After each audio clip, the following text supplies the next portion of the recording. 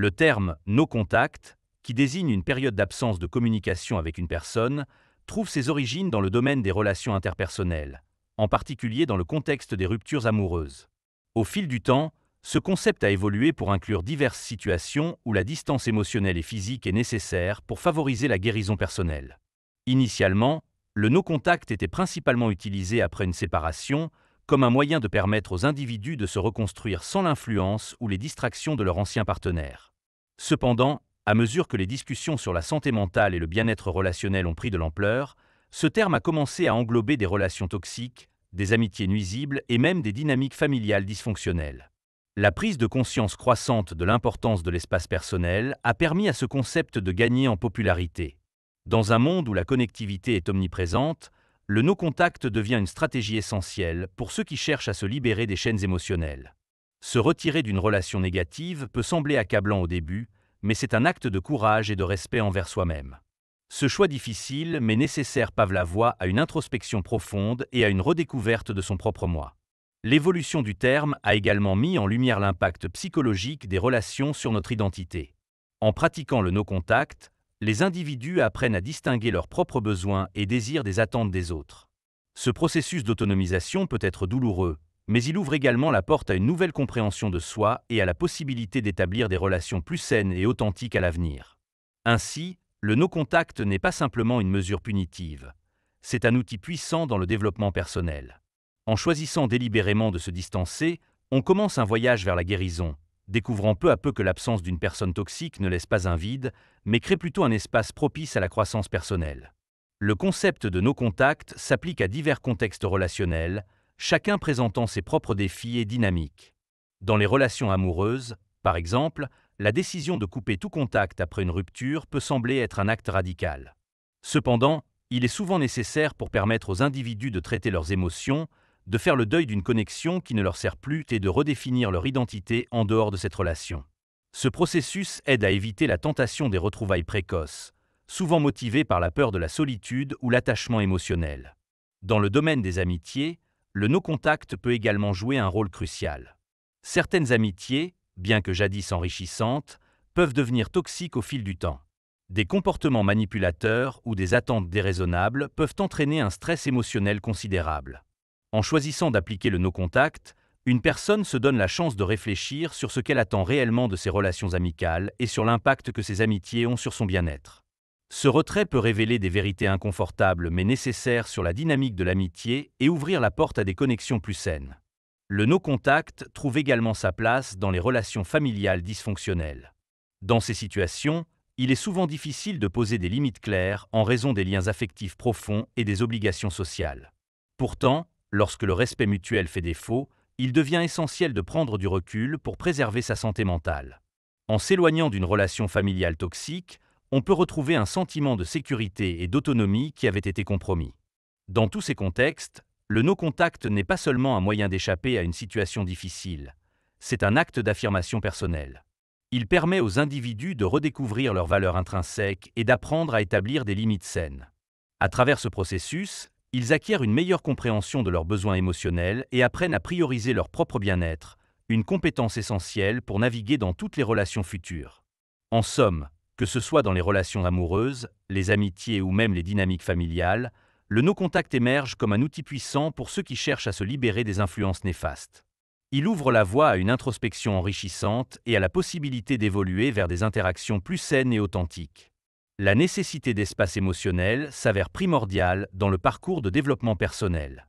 Dans un monde où les émotions peuvent être intensément influencées par les interactions avec autrui, il devient crucial de se donner le temps et l'espace nécessaires pour digérer nos sentiments.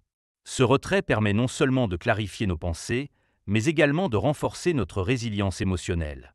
Lorsque l'on est constamment exposé à des relations toxiques ou à des situations stressantes, il est facile de perdre de vue ses propres besoins et désirs. L'absence d'un espace émotionnel peut conduire à une confusion persistante, où les sentiments des autres prennent le pas sur notre propre bien-être. En pratiquant le no-contact, on crée un sanctuaire intérieur, un lieu sûr où il est possible d'explorer ses émotions sans jugement ni pression externe. Cet espace devient alors un terreau fertile pour la réflexion. Il offre l'occasion de se poser des questions essentielles. Qu'est-ce que je ressens vraiment? Quelles sont mes attentes envers les autres? En répondant à ces interrogations, on commence à tisser une compréhension plus profonde de soi-même. Cette introspection n'est pas toujours facile. Elle peut révéler des douleurs passées ou des insécurités enfouies. Cependant, c'est un passage nécessaire pour avancer vers une version plus authentique de soi. De plus, la nécessité d'espace émotionnel ne concerne pas uniquement la gestion de relations dysfonctionnelles. Elle s'applique également aux moments de transition dans la vie, comme un changement de carrière ou une perte personnelle. Dans ces périodes tumultueuses, se retirer temporairement du monde extérieur permet d'intégrer ces changements et de redéfinir son chemin. Ce retrait est souvent perçu comme un luxe, mais il est en réalité une nécessité vitale pour maintenir un équilibre mental sain.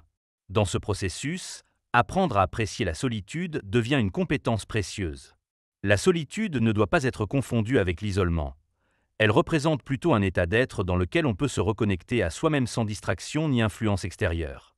Cultiver cette solitude permet de renforcer notre confiance en nous et d'affiner notre intuition. C'est dans ces moments de calme que l'on découvre souvent nos véritables passions et objectifs. En offrant cet espace émotionnel, on apprend aussi à établir des limites claires avec les autres. Cela devient une compétence essentielle pour naviguer dans toutes les relations futures. Savoir dire non, reconnaître ses propres besoins et prioriser son bien-être deviennent des actes d'amour-propre qui renforcent notre capacité à interagir avec les autres de manière plus saine et équilibrée. Ainsi, l'importance d'un espace émotionnel ne peut être sous-estimée. Il constitue le fondement sur lequel repose notre capacité à guérir, à grandir et à nous épanouir dans nos relations. En adoptant le no-contact comme une pratique régulière dans notre vie émotionnelle, nous ouvrons la voie à une meilleure compréhension de nous-mêmes et à des connexions plus authentiques avec les autres. Dans le cadre du développement personnel, le traitement de la douleur et de la perte est une étape cruciale qui peut être profondément influencée par l'application du no-contact. La douleur émotionnelle, qu'elle soit causée par une rupture amoureuse, la fin d'une amitié ou la perte d'un être cher, nécessite un espace pour être ressentie et intégrée. En choisissant de s'éloigner des influences externes, on se donne la possibilité d'affronter ces émotions sans distraction ni pression.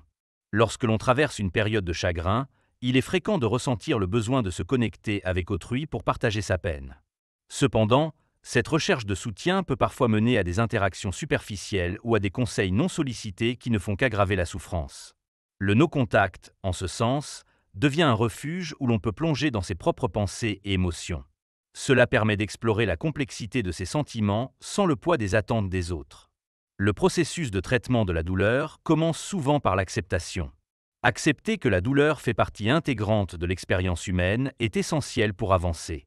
Cet acte d'acceptation peut sembler accablant, mais en s'éloignant des sources de stress émotionnel, on crée un environnement propice à cette acceptation. On apprend à reconnaître que les émotions négatives ne sont pas à éviter, mais à accueillir. Ce cheminement vers l'acceptation nécessite du temps et de la patience, deux éléments que le no-contact favorise. En pratiquant le retrait émotionnel, on peut également se concentrer sur les souvenirs et les expériences passées sans être constamment rappelé à la réalité par des interactions avec l'autre personne. C'est dans cet espace que l'on commence à revisiter les moments partagés, à comprendre ce qui a bien fonctionné et ce qui n'a pas été bénéfique. Cette introspection aide à donner un sens à la perte, facilitant ainsi le processus de guérison. La douleur et la perte peuvent également susciter des réflexions sur soi-même. Quel impact cette relation avait-elle sur ma vie ? Quelles leçons puis-je tirer de cette expérience ? Les réponses à ces questions émergent souvent lorsque l'on se donne la liberté d'être seul avec ses pensées. Dans cet état contemplatif, il devient plus facile d'identifier les schémas répétitifs ou les comportements autodestructeurs qui ont pu contribuer à cette douleur. De plus, se retirer du monde extérieur permet de canaliser son énergie vers des activités bénéfiques pour soi-même. Que ce soit par l'écriture, la méditation ou même l'art, ces pratiques créatives offrent un exutoire pour exprimer la douleur ressentie. Le processus créatif devient alors une forme de catharsis, permettant de transformer des émotions difficiles en quelque chose de tangible et de significatif. Il est important de reconnaître que le traitement de la douleur est un voyage non linéaire. Il y a des hauts et des bas. Des jours où tout semble insupportable peuvent côtoyer des moments d'apaisement et d'espoir. En choisissant le no-contact, on permet à ces fluctuations émotionnelles de se manifester sans jugement ni précipitation pour trouver une résolution immédiate. À travers cette période de retrait, on apprend également à faire preuve de compassion envers soi-même. La douleur n'est pas quelque chose que l'on doit surmonter rapidement. Elle mérite d'être honorée et respectée. En apprenant à être présent avec sa propre souffrance, on développe une résilience qui sera bénéfique dans toutes les dimensions futures de sa vie. Finalement, traiter la douleur et la perte en utilisant le cadre du no-contact n'est pas seulement une méthode pour échapper à une situation difficile. C'est un acte profond d'amour-propre et d'autonomisation. Cela ouvre un chemin vers une compréhension plus riche de soi-même et prépare le terrain pour accueillir des relations plus saines et authentiques dans le futur. Promouvoir le développement personnel est une étape cruciale dans le parcours de guérison et de redécouverte de soi. Le no-contact, en offrant un espace pour la réflexion, permet non seulement de traiter des émotions difficiles, mais aussi de favoriser un environnement propice à la croissance personnelle. Dans ce contexte, il devient essentiel d'explorer comment cette pratique peut catalyser des transformations positives. Lorsque l'on s'éloigne d'une relation toxique, on commence à voir le monde sous un nouvel angle. Ce retrait crée une opportunité d'explorer ses passions, ses intérêts et ses aspirations sans les filtres des attentes ou des jugements extérieurs. C'est un moment idéal pour se reconnecter avec soi-même et redéfinir ce qui compte réellement. En consacrant du temps à cette introspection, on découvre souvent des talents cachés ou des désirs longtemps étouffés. Le no-contact encourage également l'auto-évaluation. Dans cet espace de solitude, on peut réfléchir aux leçons apprises des relations passées. Quelles dynamiques ont été bénéfiques? Quelles erreurs ont été répétées? Cette analyse permet d'acquérir une sagesse précieuse qui guidera les futures interactions. En identifiant les schémas comportementaux, on peut commencer à établir des objectifs clairs pour évoluer vers une version plus authentique de soi-même. En outre, promouvoir le développement personnel passe par l'adoption de nouvelles habitudes. Pendant cette période de retrait, il devient possible d'intégrer des pratiques enrichissantes dans sa routine quotidienne. Que ce soit par la méditation, l'exercice physique ou l'apprentissage d'une nouvelle compétence, ces activités nourrissent l'esprit et le corps. L'engagement envers soi-même devient un acte puissant d'amour et de respect qui pave la voie à une vie plus épanouissante. Le processus de croissance personnelle est également étroitement lié à l'établissement de limites saines. Le no-contact offre une opportunité unique de réfléchir sur ses besoins fondamentaux et sur ce que signifie réellement le respect dans une relation. En apprenant à dire non et à prioriser son bien-être, on se positionne comme acteur actif de sa vie. Cette affirmation personnelle renforce non seulement la confiance en soi, mais établit également des bases solides pour des relations futures plus équilibrées. Un autre aspect fondamental du développement personnel est la résilience émotionnelle. En pratiquant le no-contact, on apprend à naviguer dans les vagues d'émotions sans être submergé par elles. Cette capacité à faire face aux défis renforce notre endurance psychologique et nous prépare à surmonter les obstacles futurs avec plus de sérénité. Chaque moment passé dans cet espace de retrait devient alors une occasion d'apprendre sur soi-même et d'affiner notre réponse aux situations difficiles.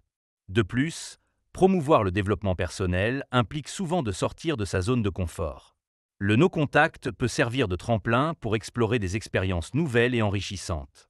Que ce soit voyager seul, s'inscrire à un cours ou rejoindre un groupe communautaire, ces actions contribuent à élargir notre perspective et à renforcer notre confiance en nous.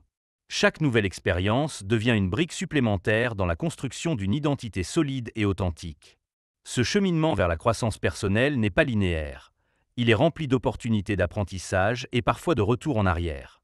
Cependant, chaque pas effectué dans cette direction renforce notre conviction que le changement est possible. En embrassant cette dynamique, on se rend compte que le no-contact n'est pas simplement un moyen d'échapper à une douleur passagère.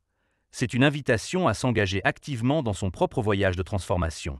Ainsi, promouvoir le développement personnel grâce au no-contact constitue une démarche puissante pour ceux qui aspirent à se libérer des influences néfastes et à embrasser leur plein potentiel.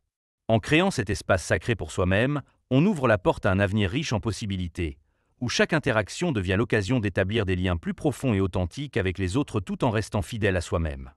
Les sentiments de solitude et d'abandon émergent souvent lors de la mise en pratique du no-contact. Ce retrait, bien qu'essentiel pour la guérison, peut engendrer une vague d'émotions complexes. La solitude, lorsqu'elle est mal comprise, peut être perçue comme un fardeau, une source de souffrance qui semble interminable. Pourtant, cette solitude peut également se transformer en une opportunité précieuse de croissance intérieure. Au début du processus de no-contact, l'absence de communication avec l'autre peut susciter un sentiment d'abandon. On peut ressentir un vide immense, comme si une partie de soi-même avait disparu avec la relation. Cette sensation peut être accablante, incitant à replonger dans des pensées négatives ou à se questionner sur sa valeur personnelle. Il est normal de se sentir perdu, car les liens émotionnels que nous formons jouent un rôle crucial dans notre identité et notre perception de soi. Cependant, Il est vital de reconnaître que ces émotions sont transitoires et qu'elles font partie intégrante du processus de guérison. En acceptant ces sentiments sans jugement, on permet à notre esprit de les explorer plutôt que de les fuir. Cette exploration peut révéler des vérités profondes sur nos besoins émotionnels et nos attentes vis-à-vis des relations humaines. La solitude devient alors un miroir qui reflète non seulement notre douleur, mais aussi nos désirs les plus authentiques. Dans cet espace de solitude, il est possible d'apprendre à se réconforter soi-même. Cela demande du temps et de la patience, mais chaque moment passé à écouter ses propres pensées et émotions contribue à renforcer notre résilience. Au lieu de chercher validation ou réconfort à l'extérieur, ce processus nous invite à cultiver un dialogue intérieur positif. En apprenant à être son propre soutien émotionnel, on découvre peu à peu que l'on peut trouver la paix et le bonheur en soi-même. Le sentiment d'abandon peut également ouvrir la voie à une réflexion sur nos relations passées et sur les raisons pour lesquelles certaines dynamiques ont échoué. Quelles étaient les attentes non satisfaites? Quelles blessures émotionnelles sous-jacentes ont pu influencer notre comportement? En répondant à ces questions, on commence à démêler les fils complexes qui composent notre histoire relationnelle. Cette prise de conscience est essentielle pour éviter de reproduire des schémas similaires dans le futur. En outre, il est crucial d'explorer comment ces sentiments peuvent alimenter notre développement personnel. La solitude n'est pas simplement une absence d'autre. C'est un moment pour se reconnecter avec ses passions et ses intérêts personnels. Dans cet espace éloigné des distractions extérieures, on peut redécouvrir ce qui nous anime vraiment. Que ce soit par la lecture, l'écriture ou toute autre forme d'expression créative, ces activités nourrissent notre âme et nous aident à retrouver un sens de soi plus profond. La lutte contre la solitude et l'abandon nécessite aussi d'apprendre à établir des connexions saines avec soi-même avant d'envisager des relations futures. Prendre le temps de comprendre ses propres besoins émotifs et d'affirmer ses limites devient fondamental. Ainsi, au lieu de rechercher des validations externes qui ne font que masquer la douleur initiale, on apprend à se célébrer et à reconnaître sa propre valeur intrinsèque.